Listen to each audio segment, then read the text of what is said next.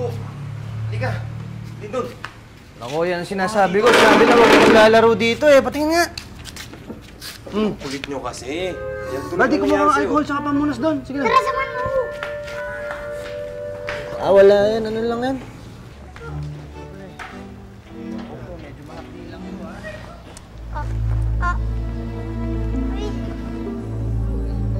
Hello, ma'am.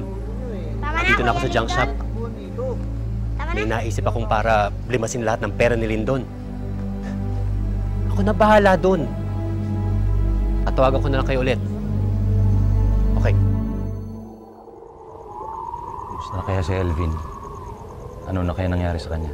Huwag ka na mag-alala kay Elvin, Marshall. Isa sa mga magigiting na duwende ang anak mo. Kaya nakasisiguro ko, nakakayanin niya sa labas ng punso.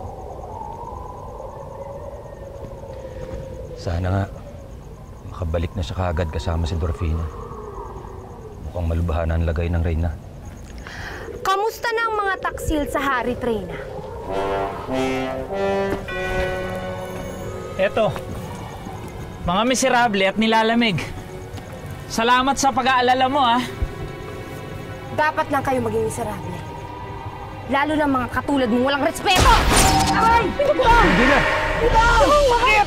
Naku, ako na po ang humihingi ng paumanhin sa sinabi ng asawa ko, mahal na prinsesa, paumanhin mo. Hoy, Gwendina! Bawiin mo yung ginawa mo sa itang ko! Gusto mo isunod kita? Umayos ka dyan. Hindi na ako ang kaibigan na nakilala mo noon, Duentukin. Isa na akong prinsesa. At yun ang ilagay niyo sa mga utak niyo.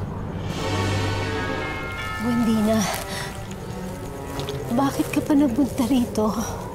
Hindi ako nagpunta dito para sa inyo. Nasaan si Elvin? Wala si Elvin dito, Gwendina.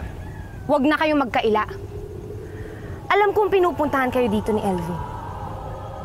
Alam kong hindi niya matiis na hindi makita ang kanyang itang.